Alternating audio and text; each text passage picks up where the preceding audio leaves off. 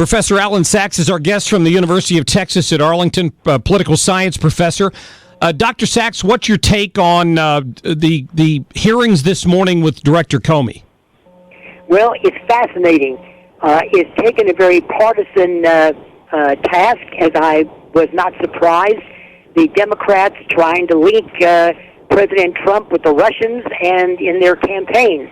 And just recently, the Republican chairman of the committee, Mr. Nunes, has now asked the question, what if Hillary Clinton had contacts with Russia? So it's becoming very partisan in different directions. And I'm looking at the faces of the people testifying, and it looks like they're both very frustrated. This is Admiral Rogers of the NSA and FBI Director Comey. And they both look a little bit frustrated. I'm reading more into their facial expressions, like they're saying, what kind of questions are these anyway? But it's going to go on for some weeks. This is just the opening hearing, so it's going to go on for some weeks. I would guess, unless there's some big bombshell, which I do not see coming, I don't think we're going to know any more after these committee hearings are over than we do today. Also, President Trump has alleged that President Obama wiretapped him, and the FBI director said no evidence of that whatsoever.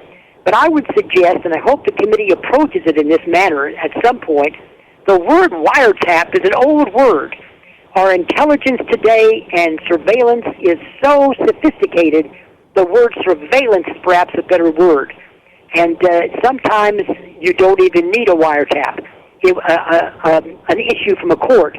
It would be illegal, but it can be done, I imagine, in such a sophisticated way that you don't even need to go before a federal judge or the FISA court in order to get some kind of a warrant. But that has not been talked about this morning in the committee hearings. You know, as I watched Director Comey testify this morning, and he said that he had no knowledge of anything that would back up the president's claims, I had to wonder to myself, he won't confirm nor deny that there was a FISA warrant issued in October to surveil That's right. a computer at Trump Tower. Too, the very same thing that you picked up upon. He was asked, because it's been alleged that the FISA court was approached and they turned down one warrant issuance, and he would not deny or confirm that report. Yeah, I'm not sure, minus that piece of information, that we've concluded anything with these hearings. I think the Democrats will come out the other end of it and claim definitively there was nothing to these claims, and the Republicans are going to say, wait a minute, we still don't know anything about the FISA warrant that's been reported on. So how can you say that he wasn't? I know if I found out after the fact, or I suspect if you did, that a FISA court had issued a permission for surveillance of a computer there at the University of Texas Arlington that you have access to, you might feel like you had been surveilled. And that's why they're not revealing any names whatsoever. I thought, and I have been mistaken, I think that anybody who believes they had been surveilled could go to the FISA court and say, was there a warrant issued that involves me? And I think the FISA court would have had to reply. But according to the Director Comey this morning, that's not true. But somewhere I was under the impression that they had to tell you if you were being surveilled. But apparently that is not correct. Let me move on to the Neil Gorsuch hearings that are underway today. I saw Senator Cruz say he'll be the next Associate Justice of the Supreme Court. He will be. And I think that's exactly correct. There's not going to be any huge controversy about it. I think the hearings, which are now ongoing, they're going to go relatively smoothly. The Democrats are going to oppose. The Republicans are going to support. I think his name will be eventually submitted to the full U.S. Senate for debate very shortly. I think they're going to try to expedite it. They want him in the court as soon as possible. The Republicans do, and President Trump in particular. It's going to be a vote on a partisan basis. A few Democrats may cross over and vote for him. This is a man who's already a federal judge and was unanimously confirmed some years ago to be a circuit court judge.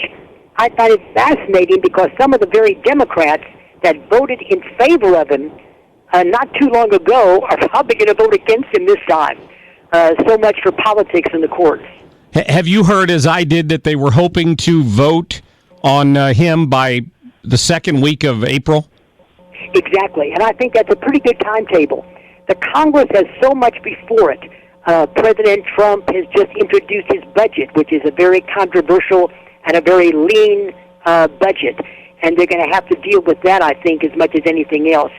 And the debt ceiling, I think, is going to come up as well. So they're going to have to deal with a lot of very important domestic issues. And on foreign policy, there could be some things that could happen that could really derail the whole process. I hope it doesn't happen.